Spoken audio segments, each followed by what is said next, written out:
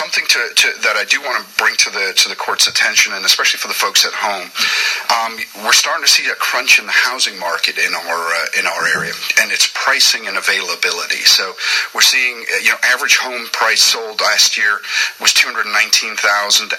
Median price was about $190-something thousand, up from $173,000 average in 2012. So it's gone up substantially, but we're still seeing the median household income still in that $50,000 range. So if you use the old-fashioned math of 3 times 50,000 is 150,000, that's where people need to be for affordability on the median. So we're starting to worry about that, and it's kind of we're working with the university right now on making some recommendations and understanding where the market is. But we think we're in our market somewhere between 500 and 1,000 homes a year short for the next 5 to 10 years. So we're going to be working on that.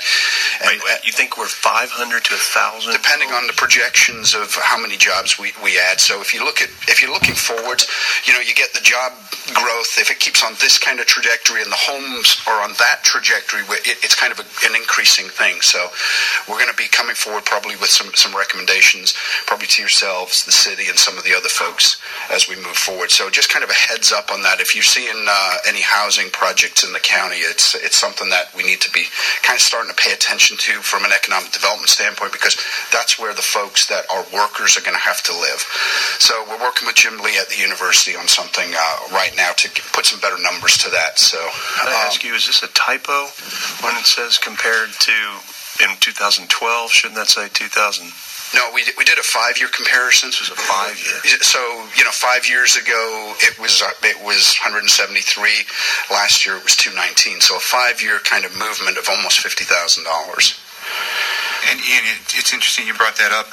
Last week I was at the Robstown Chamber of Commerce meeting, the RADC, and they were talking about a new subdivision that's being planned and going to be built, and they figured that magic numbers around $150,000 to $175,000 for a home, brand new subdivision somewhere in the northern part of the city. So when you talk about the whole Corpus Christi MSA and the county itself, I mean we're seeing it. I didn't know it was that much of a demand, but we're seeing it in different parts of the county too. So that's great. If you think about it, if we're adding somewhere around like 1,500 homes, 1,500 homes in the metro area every year, yet we're adding 5,000.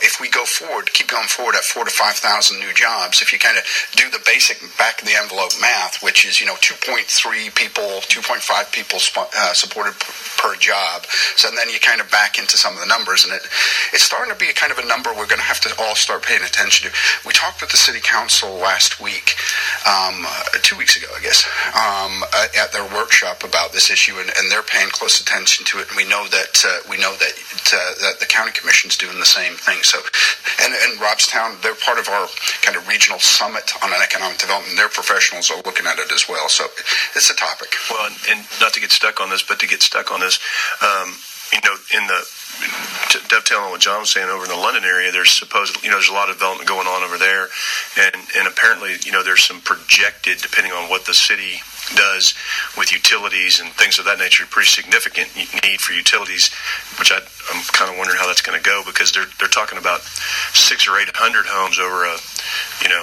about 600 homes over a 6 to 8 year period over in that London area, but they got to have the utilities, which means, I guess, if they bring the utilities, they'd want to annex at some point, because that's still, in our ETJ.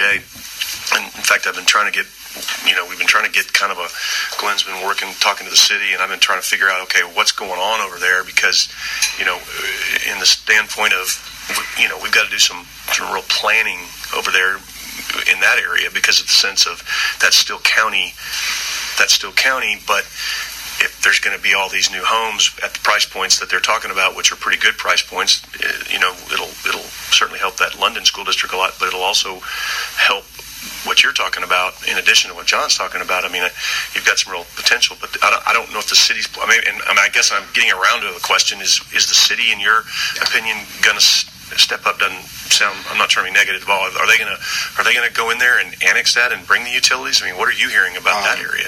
Commissioner, I can't speak to what the city isn't going to do. But I do know that Ms. Rose, the city manager, is working with her staff on a housing policy that's kind of being worked through an analysis and growth areas. And actually, that was one of the topics that we had at the workshop 2 weeks ago is kind of a coordinated approach to how we're going to look at growth areas, not just from our traditional, like we do as the economic development group, which would be industrial districts, but more kind of like where our growth corridor is going to be. And I know they're working on some things, and we're part of that conversation. So, and I would hope, because the city of Robstown, they can kind of develop their plan because it's in the city limits.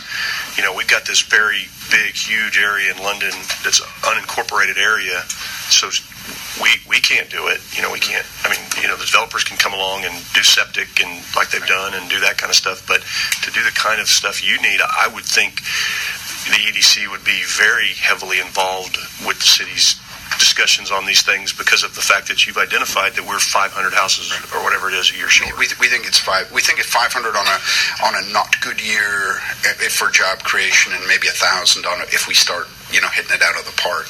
But I think it's a lot of area in that unincorporated area over there. That, boy, it's the city. Affordability, I think, is going to be the thing as well. I mean, sure. You and I had that conversation, and I know the EDC board did as well. Is how do we hit that 100? I'm going to say 130 to 170 range. That's where we need to get it. And by the time you're putting in septic fields and large lots, it's a tough thing to do for that. Well, you're going to have to go small lots. I mean, it's a question to get to that price range. But also the 150 is almost a medium of that. That really is going to. And I'm not sure. I understand Mr. Bresselton is building about a couple of 100 homes or something. He does.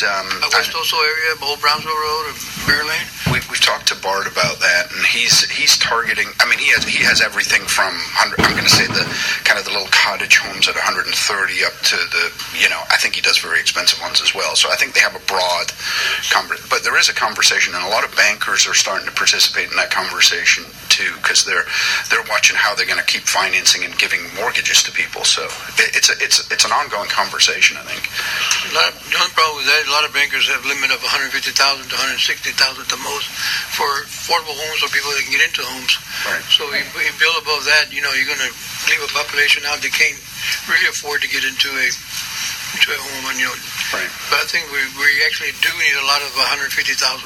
And I'll tell you, Commissioner, the good thing about these ones even in London, from what I understand, they're even trying to get those under to about 180 price point is what I hear. And that's not, I mean, I know it's 150, but that's a very reasonable, with interest rates being what they are today for if they stay. Of course, I think we just got a half-point bump, which everybody kind of freaked out over.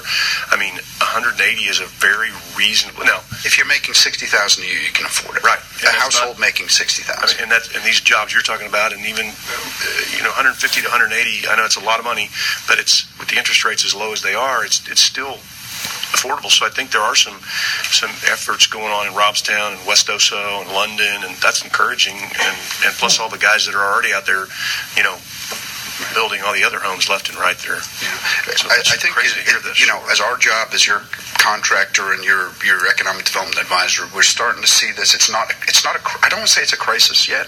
It's certainly not. But it's something that we're going to have to start paying attention to as you look at formulating future policies and having honest discussions. And I know it's not something the county can take charge of. It's not something the city. It's a coordinated approach among all of the cities in the metro area and all of the counties as well. So it's the kind of thing that we just need to start having those honest conversations about. So I'm just shocked that you say we're short, because I mean I keep thinking as many of these houses that are getting built right now, I'm trying to figure out who's filling them. I'm happy that they're getting built and sold, but I think you say that we're still potentially short.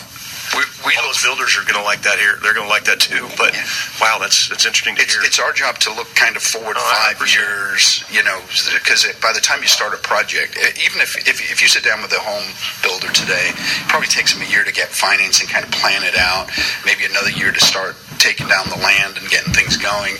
They're really starting to do the kind of the infrastructure and the offsites and things like that. You're really not delivering homes before about 3 years, maybe 4. So if you think about that far out window, those are the things we're starting to think about. So I know you're very sensitive on time. So we've got information here on residential permits. This is within the city. So remember I was saying about it was down a little bit in 17 versus 18. I think that's hurricane related, and residential values, moving from, the new residential values, that's just kind of a factor of like a little bit slowed, probably hurricane hangover a little bit. New commercial permits, the commercial permit value went up substantially in 17 compared to last year. Fewer permits but larger projects in the city there. I want to talk about some of the highlights of projects. Obviously, there's a lot of projects we've been working on over the last couple of years. One that's not on here, and I want to draw your attention to, is the EPIC project, which thank you for approving that abatement that's going to be going on just kind of past Lyondell. But I want to put some numbers to that. That's a $200 million industrial investment.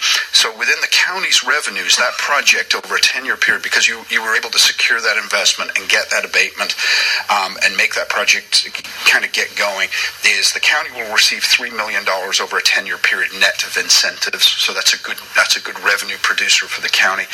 And the hospital district by itself will get $2.4 million as well. So I know we've really had a lot of honest conversations about making sure that the hospital district keeps that revenue coming in. And so that one project by itself, that's a large industrial project. It'll be $2.4 million over a 10-year period.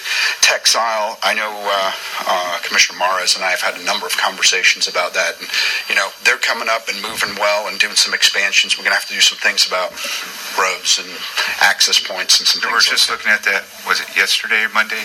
So we're moving along. Thank you for taking a look at that one, Commissioner. That's a very important project.